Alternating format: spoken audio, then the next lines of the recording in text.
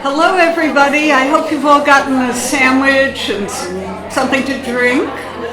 It's great to see all of you here. So we're going to get going. And if step up and get more food or beverage as you need.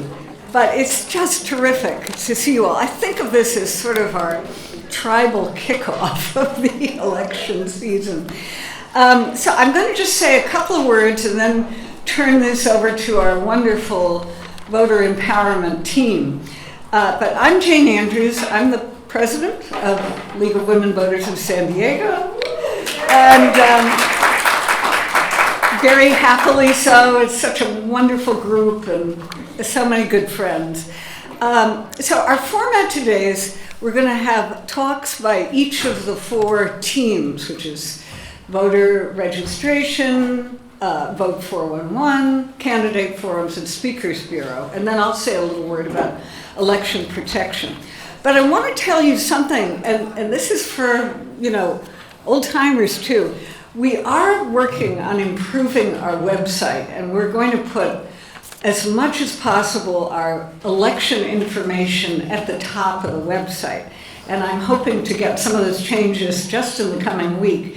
It's very exciting. We have all these candidate forums and videos of candidate forums, thanks to our wonderful videographer, Chris Schaefer. Yeah. But I welcome input and suggestions for the website. There is a handout, and it's sitting over here that I encourage you to take, and it lists all the different things that we do during election season, and there will be other handouts too. But this is kind of covers everything. You're also welcome to take a Vote 411 bookmark. You'll hear more about Vote 411, and these are just business cards. Feel free to take them and spread them around. Okay, so we have a June primary, and many people forget that the primary is very important. We are going to have a local ballot measure on an empty homes tax, which the League will provide information about. I doubt we'll take a position on it, but we'll have conversation about that. That's ultimately a board decision. And then, of course, the November 3rd election. And you may have, the news is coming in fast and furiously. We do now have Jim Desmond running for Congress and a new contender for the seat that Levin holds. So, a couple of other items. These are our brand new t-shirts. This is a small, and it has, empower voters, defend democracy on the back. So I can see a lot of people have signed up, and that's great. We just did an initial run. We'd like to get a sense of what interest there is, and I can see there's a lot, so we'll get some more. We're going to give them to people who are public facing, especially with voter registration, because it helps, identify who we are. But we'll charge $20 for another.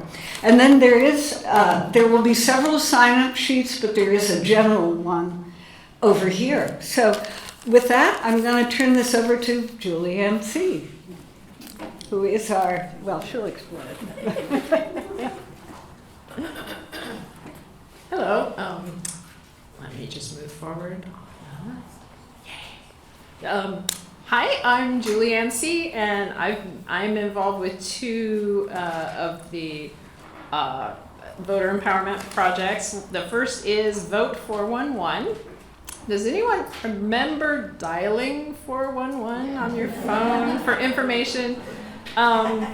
Nobody under a certain age is familiar with 411, and it can no longer be dialed. So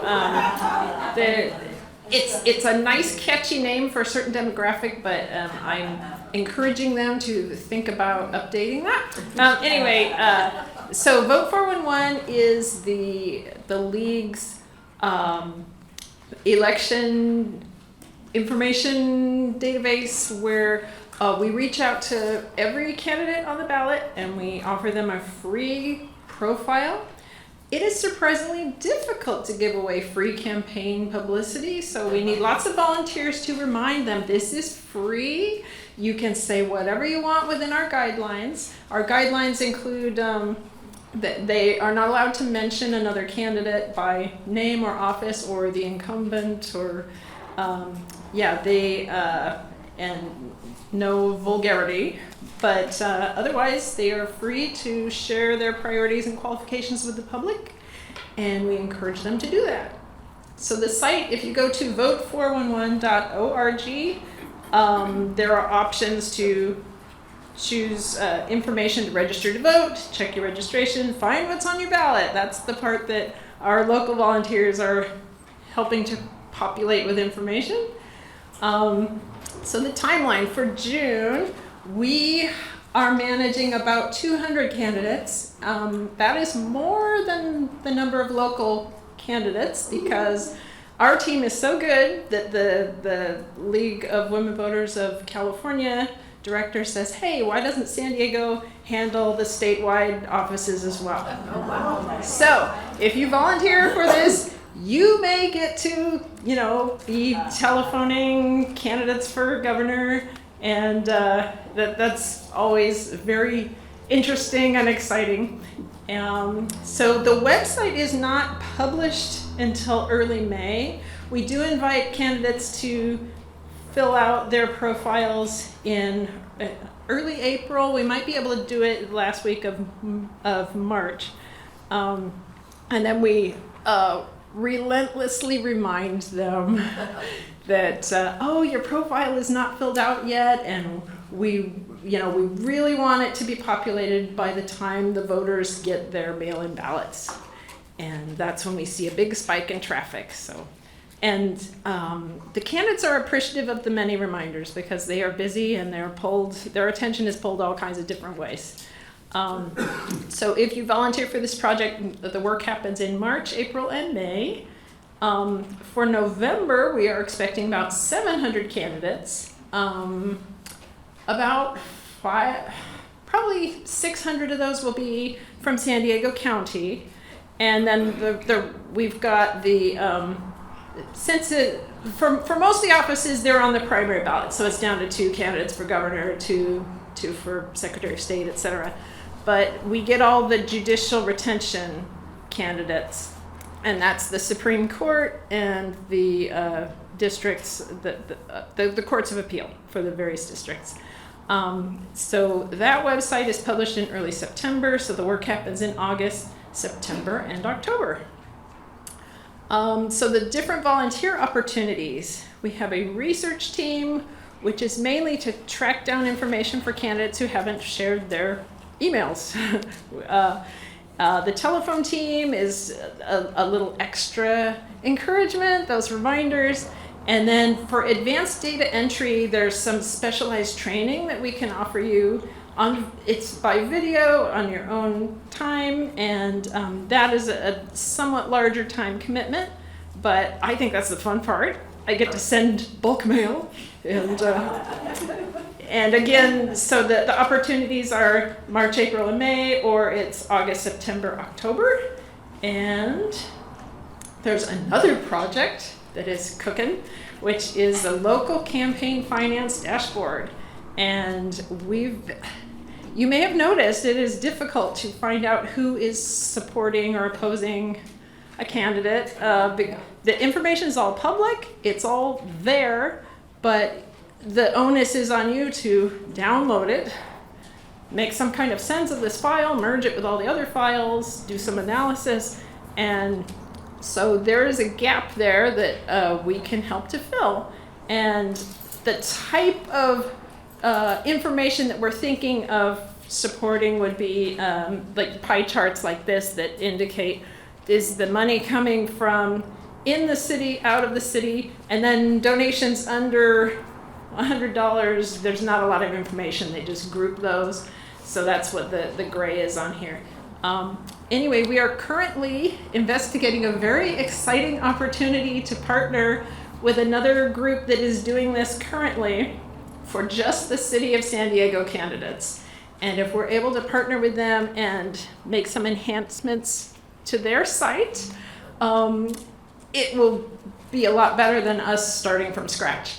So I know, yeah, I'm very hopeful that this will work out. We probably will only be improving the current site for the primary, and then in November we'll think about expanding to other contests and what we can support there. So thank you very much. Yes, question. Is this campaign finance the actual part of the 411 side? We'll be linking to it from within there, but it'll be its own separate thing. Okay, thank you. Yeah, and we're hoping we can also link to Vote 411 from within it, so we'll have some cross publicity. We are blessed with wonderful people who understand tech. Not all of us do. I forgot to mention that after everybody has spoken up here, we are going to break into smaller groups so that you'll have more of a chance to ask detailed questions. So Julianne is going to be over there where it says Vote 411. The voter registration will be in that corner, and candidate forums here, speakers bureau there. So we'll move chairs around. But next up, I believe we have voter registration and tabling. So Jackie Worth and Sarah O'Leary.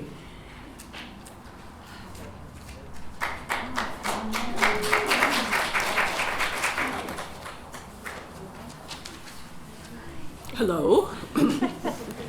Hello. You saved me from I was trying to open my peanuts. It was driving me crazy. So you take a break. Oh yes, we should have answered. Thank you so much. Here we are. There we are on site this past fall in October, Sarah and I. And I'm so grateful that Sarah is also a co-coordinator, because she knows everything and I'm learning. So we have like 3 goals when we do tabling and voter registration. The obvious one, register voters. But the other important thing is the educating voters and informing them. And we do that, of course, in a nonpartisan fashion. And providing the kind of information that's difficult to get sometimes through other channels.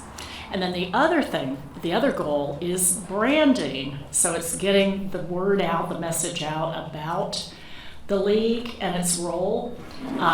So that's also an important part of what we do. What we want to convey, and this is why we're trying to solicit you to be interested in this, because I know some of you already are, but it's fun. It's a chance to be positive, reaching out in the community, basically modeling that civic engagement can be fun. It doesn't always have to be full of angst. So that's our goal too, and we do have fun when we're out there. That's why I keep coming back. So we ask people to wear a smile, have a name tag, maybe a T-shirt. If some of you signed up for a T-shirt, it's all fun. And then we're going to show you when we do a breakout the types of ways we have different strategies for bringing people in, including swag. Anything as simple as, I think the one of the most successful thing is the lollipop. It's amazing. That works better than anything.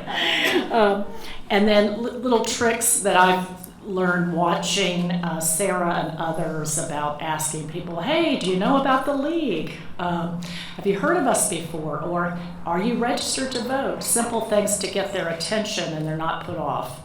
And then because we have a wealth of resources, like what was just described with the 411 and the dashboard that's coming up, we can do a lot of research beforehand to see what the people at that event are likely to be interested in, so that we can have kind of a substantive discussion, not of politics, but just issues that they may be interested in that we have resources about, and we likely do on almost virtually anything. So that's that for that slide. Thank you. Sarah's like, move it on. Okay, focus populations. We reach out to the general population, but there are certain populations that are less likely to vote, and so those are our target populations. So we look to high schools, community colleges, four-year colleges, doing outreach at community events where you get a lot of different people, and depending on the community, the people that again may not may not know how to register to vote or may be put off by voting. Senior centers and living centers and reentry facilities. Now that we know that if you're a felon, if you are finished your sentence and you're on parole, you can vote. So that's another population, important population. Now I'm going to turn it over to Sarah. Okay, so my voice is a little hoarse because I'm not sure why. Anyway, I'm gonna just direct okay. you right this way too. Okay, so hopefully you are thinking about about volunteering to help us register voters. And I'll just say that during the election season prior to the last presidential election, we were very busy. So we're going to need a lot of people, we hope, to register voters. This slide just tells you a little bit about what we expect from people who want to register voters. And I see some people here who've already done this, so you could always ask for, talk with someone else about it. But the most important thing is to go through our registration training. And we've been working on a new video. Jackie and I have spent hours trying to do the perfect video, but it's not perfect, but it should be up for viewing next week, so we will let people know about that. And it really takes you through the process and the rules and the laws and kind of tips and tricks that can help you register voters. If you decide to register voters, it's an in-person thing. It's not done remotely, so we have events. We have you sign up for them. We tell you where to go. You have information about parking, any kind of thing that you need if you're going to be registering voters. We are looking for people who also might like to help us with outreach. So reaching out to community organizations or other groups that we've worked with in the past to get them to think about scheduling a registration event. Sometimes they wait to the last minute, and so if we can get a little ahead of that, that's nice. And kind of the administrative tasks, so if you prefer something like that, we might have some work for you. And then the other thing is to be able to sign up for events. Our training will take you through what that sign-up process is on the website. You go to the website, and under one of the categories called Take Action, you can see where you can sign up for volunteer events. But again, you don't need to worry about figuring that out right now because the training video will show you that. And I want to say lastly, because sometimes people get really put off by the sign-up process because it takes you through a few screens. If you forget to do something, you end up not registering. If you decide to register for something, and we already have 3 events on there right now. You can always reach out to Jackie or me, and we'll help with that, because we don't want people to decide they don't want to volunteer because they can't get through the registration screens. So I think that's all. We'll answer more questions and I think I did something. We'll answer more questions and also show you a little bit about what the table looks like if you've not done a registration event before. We've got a kind of sample in the back. So, thank you. Great. I just have to say that in addition to doing voter registration, Sarah O'Leary is our treasurer, which is an important job. Okay, next up we have candidate forums, which is Vicki King and Kathleen Grove, who are fresh off our first forum. Yes, we are. Okay. Just forward? Sure. Uh-oh, did I screw it up? No, you're good. Okay, good. Hi, everyone. I'm Kathleen Grove. So the candidate forums are wonderful. The one we just had was great. It's such a good way for the community to hear from all the candidates. And in District 2 where I live, which is Point Loma, OB, part of Claremont, we currently have 15 people running for city council. So that's a lot for people to go through. And a candidate forum is such a lovely way for them to really hear from the candidates. It's very tightly structured, so it's not a debate. It's not drama. That said, we did have a mime the other day. So it was a little interesting. But it was really informative, and we had, after the mime left, we had 7 candidates, and they were really able to give us a lot of information about where they stood, and the questions all come from the audience, and we had wonderful moderators and a moderator, and a bunch of you are here right now who were there. We had 8 people helping, and God bless every one of you, because it was my first one, and I felt so happy to have such an experienced crew on board. So as you can see from the slide, they're nonpartisan, and it's very, it's timed. Everyone gets equal amount of time for the questions and answers. And so it really is a type of format that people appreciate. And as Kathleen said, it went really smoothly. So when you volunteer for the candidate forums, there are 4 volunteer opportunities. And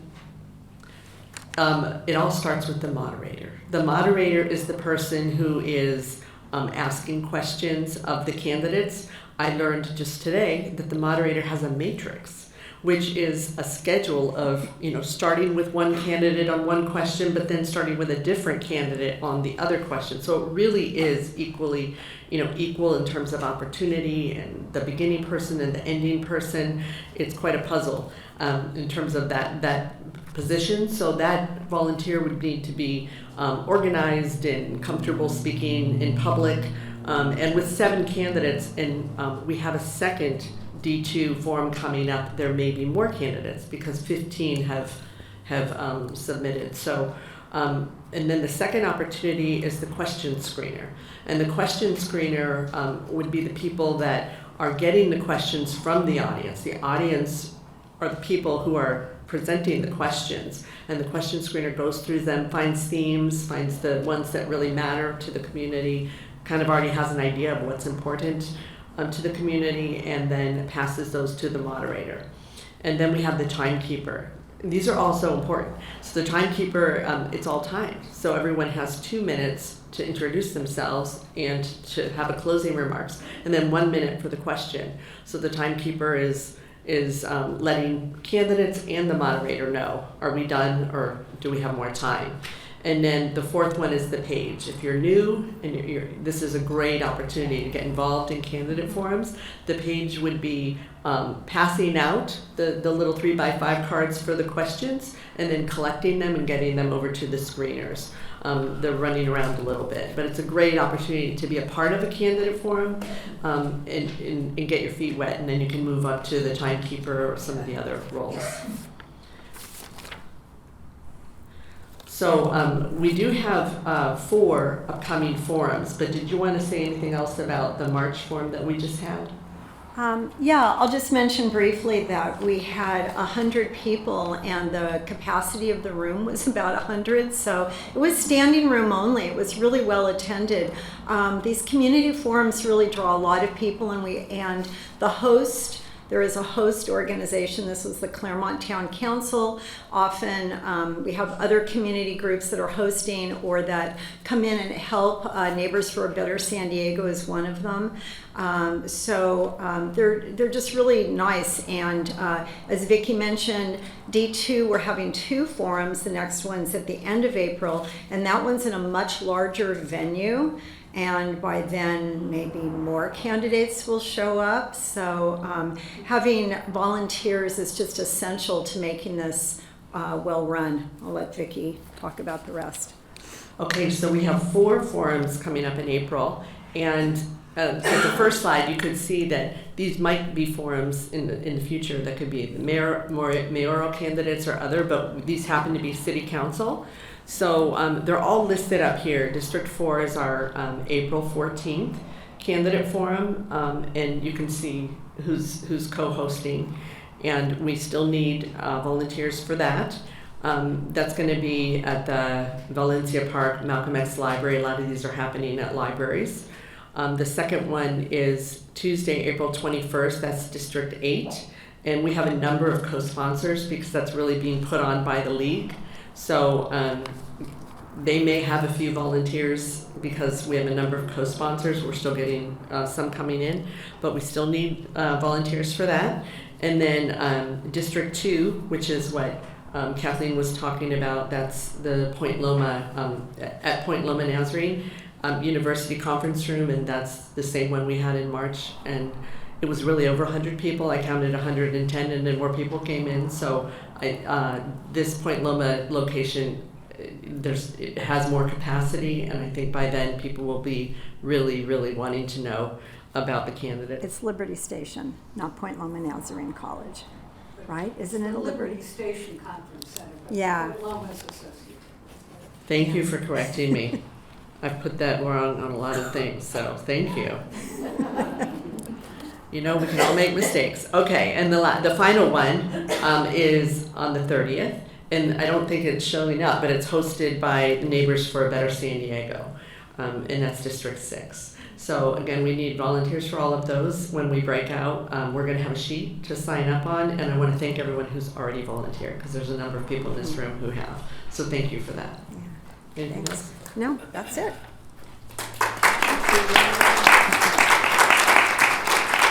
I'm just going to say a couple more words.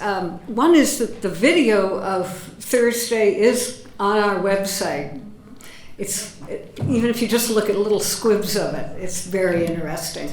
The moderator for Thursday was Donna Bartlett May. Could she stand up, please? Is she here? Yes. So Donna is also our secretary and has been for quite a number of years, and we're very grateful for that. And Sheila Toll, will you raise your hand? Because you will be moderating another one, but she's another pro.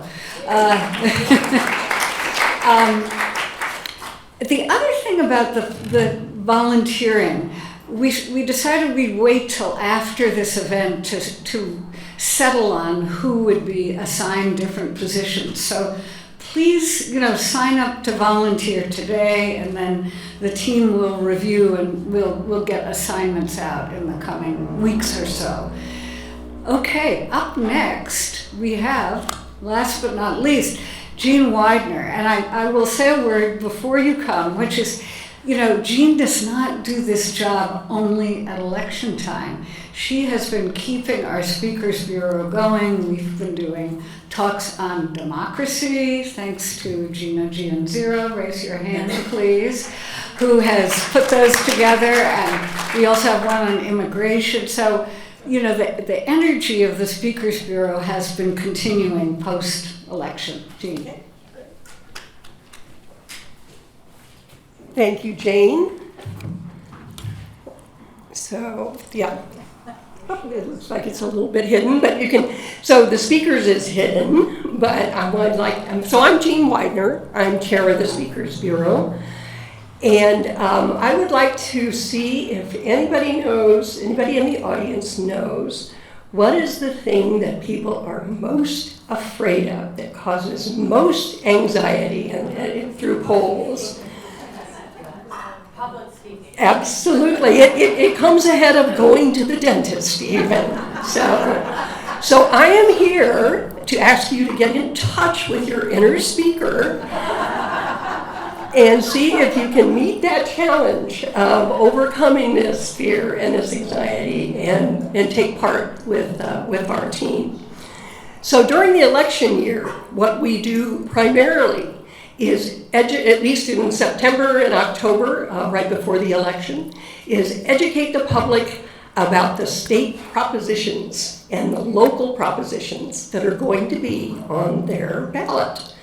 It's one of those things where people are often confused, and it says, well, does yes mean no, or does no mean yes on this? What is it I am really voting for? And this is the information that we give voters to help them make these decisions about their ballots. And so those prop talks are in September and October. As Jane mentioned, we also do other presentations in non-election years, which have been very successful for us. So what are some of the volunteer needs that we have? Well, in addition to speaking, you do not have to be a speaker to be on the Speakers Bureau. Ann Knoll is one of our real go-to workers who helps out with us.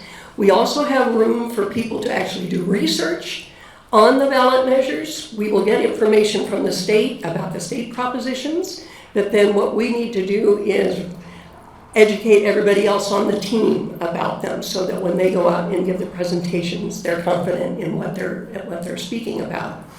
For the city and local ballot measures, we actually do the legwork. We are the ones that have to find out what are the backgrounds on those ballot measures, who's supporting them, who's opposing them, and what exactly will they do to your taxes, mostly, many times, or to other issues that are going to be of importance as a local San Diegan. So we need researchers for the local measures and to also kind of digest and refine and report the state measures, which our state league primarily does. And then, of course, we want speakers who are individuals who are comfortable in talking. We really give you a lot of support, though. We give you we give you slide decks. I'd like to give a shout out to Sheila, who has done slide decks for our props for the last couple of elections.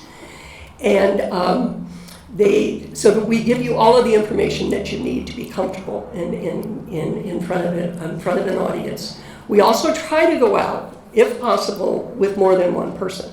And if you volunteer to be in the Speakers Bureau, in fact, the really only requirement that you have is that you have to attend one of our presentations as a shadow speaker, so that you're comfortable with the protocols and how we conduct our speaking engagements. You can go to more than one too, if you'd like to, just to feel a little bit more comfortable. But we also often try to send an experienced person out with a shadow person or a new person for their first time. And there are many times, especially in our talks that we've been giving this year, where we've often gone out in teams so that you can share the presentation. We also give talks over Zoom.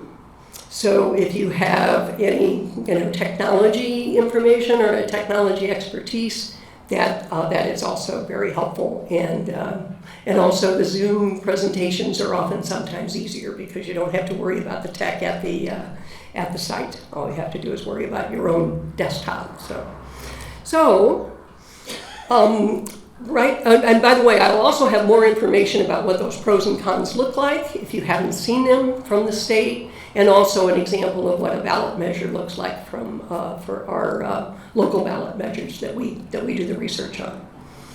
So that's one of the things we're already doing this year, is we're already researching these ballot measures as they're being presented to the Secretary of State to get on the ballot.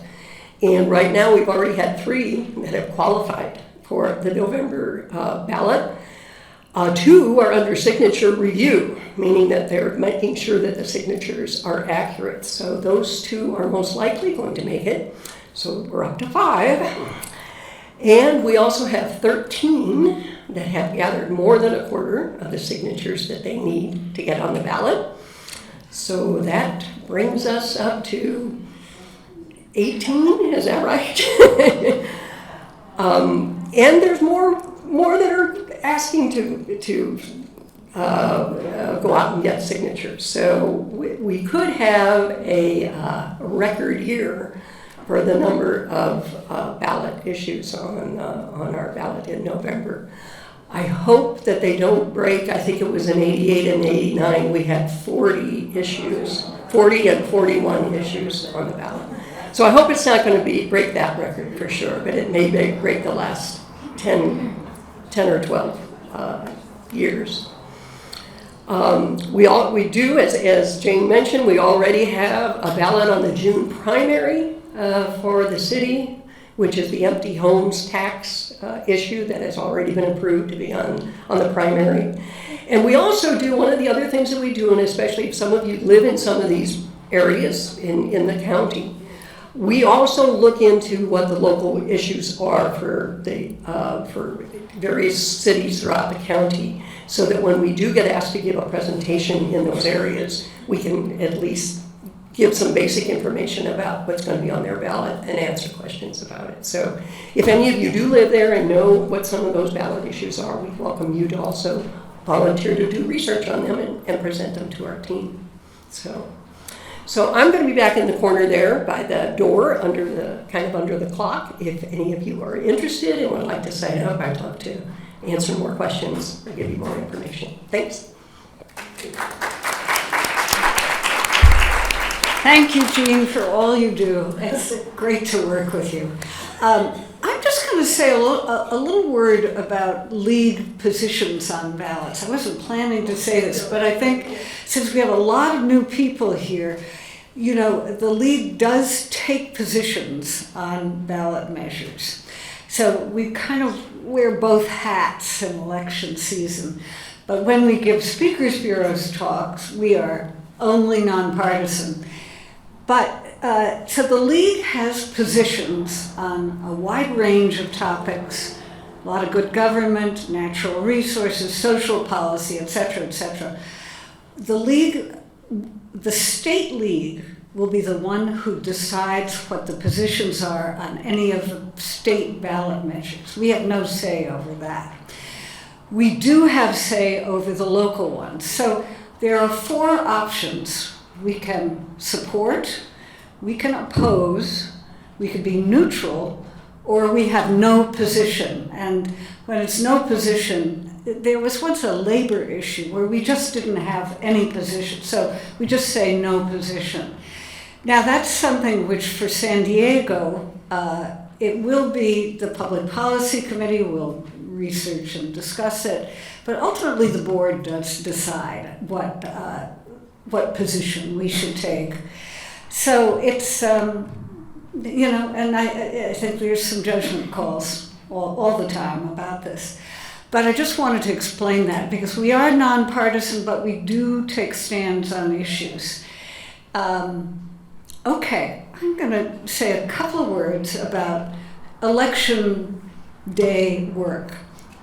So there are 2 things I wanted to tell you about. One is you can be a poll worker. I know if you've been a poll worker, could you just raise your hand? Oh, good. So these people could tell you more about what is involved. But it is a paid position.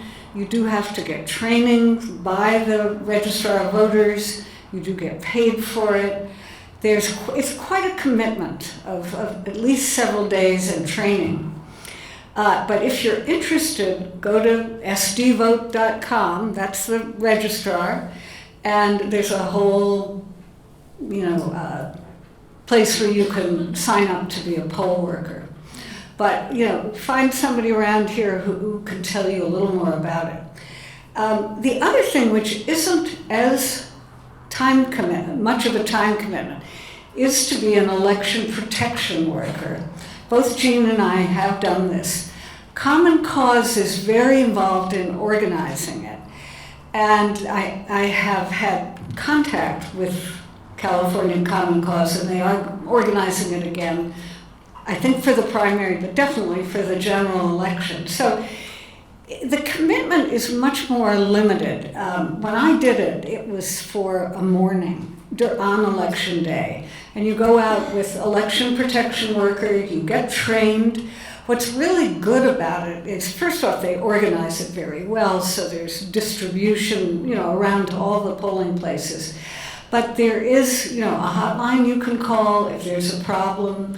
You give a report at the end as to whether you saw anything that was problematic.